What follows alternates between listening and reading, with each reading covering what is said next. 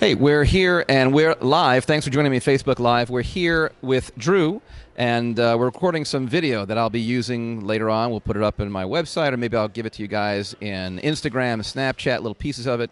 But right now, we're going to have a little chat. So thanks for joining me. You guys can enjoy it live. Sweet. Awesome. Well, thanks for joining me. Yeah, it's my pleasure. How's the show going so far?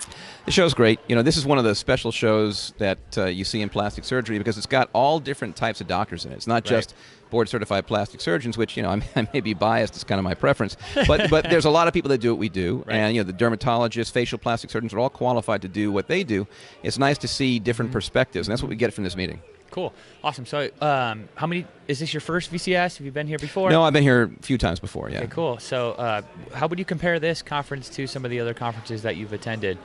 Well, it's a pretty big conference here, and like I said, the difference that you see here is the perspectives of other specialties. Typically when you go to a meeting, you know, when I go to I go to ASAPS, I'm very big with ASAPS. ASAPS meeting is fantastic, but it's all plastic surgeons, and you don't get the perspectives you get from facial plastic surgeons. We do have some that come and present, but you know, you have a variety here, and you're seeing a broader variety of opinions, of ways of looking at things, ways of doing things. So always pick up a couple little tips that, you know, maybe you hadn't heard before. Great, cool. So you had a couple presentations that you gave yourself, so you want to talk a little bit about those? Sure. Well, the first presentation that I did, bright and early on Thursday morning, as soon as I got in. What time was that at? It was at 8 o'clock. It was tough coming from the East Coast and getting in at midnight the night before. Oh, wow.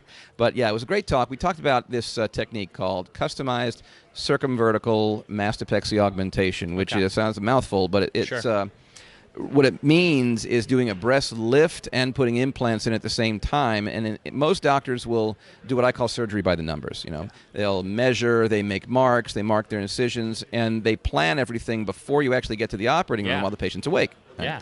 And then you get to the operating room, and you got your roadmap, and you just make your cuts, you do your dissection, you do it, and you're done. And that's been the standard for plastic surgery forever, right? Yeah, that's how it goes. Okay. But the way that I do it, I make marks, but I make them only so I can compare one side to the other. They're made for symmetry. Gotcha. I don't mark any incisions. I don't plan the surgery till I'm in the operating room. It's all completely custom done. Okay, cool. So what are some benefits that you have found from doing it that way versus kind of the traditional way? Well, it gives me a lot more flexibility as to how I'm going to do it. You know, I'm pretty experienced with using lots of different techniques, and sometimes you just don't know. You might think that you have a good idea of what you're doing when you first sit down and you start doing your markings. When you look at the case, then you get in the operating room, the tissue doesn't move the way it's supposed to. It doesn't behave. I always tell residents, you know, people when I give lectures that the patient doesn't read the textbook. The breast doesn't read the textbook.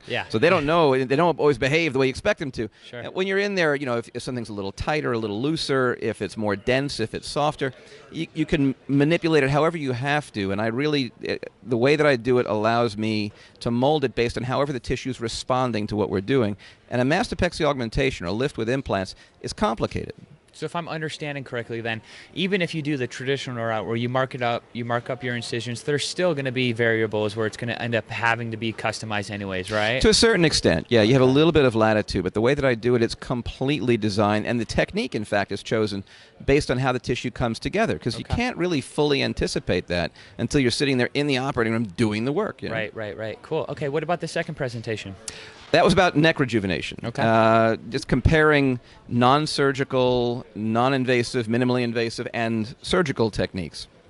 We kind of went through the way that I think about it, and we've got a lot of things to choose from. Kind of depends on what the patient wants, and you know, what the goals are in surgery and what they're willing to go through. Because a lot of times someone will come in and they really need a facelift or a neck lift, and they don't want a facelift or a neck lift. They don't want surgery. So you got to have something you can give them. And I've developed, just in my practice, a little algorithm, lots of the different choices that we have to be able to give them something of an improvement and still making it fit into what their expectations are and what they're willing to have done. Cool. I like it.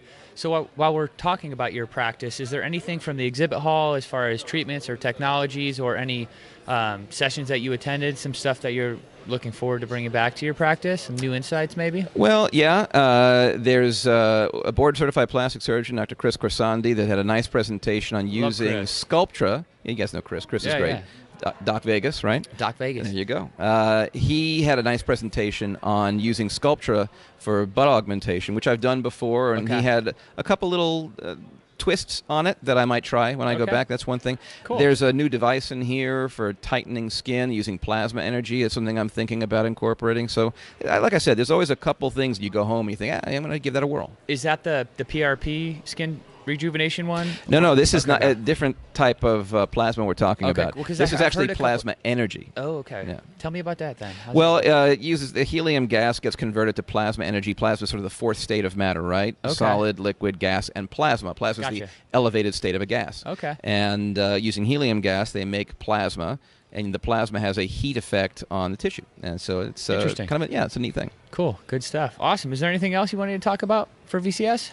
No, I'm good, man. All right, cool. Well, thanks for joining us. I appreciate you're actually the last one we're going to do for this whole That's show. it, wrapping it up. Thanks So thanks if for you guys joining have us. questions in Facebook Live, you can always make comments in the post, and I'll respond. You guys can always catch me in my Instagram, too, at Dr. Rubinstein, Dr. Rubinstein, also in Snapchat at Dr. Rubinstein, and Instagram at Plastic Surgery Truths. So you guys can always ask me questions there. Thanks for following. Sweet deal. See you guys.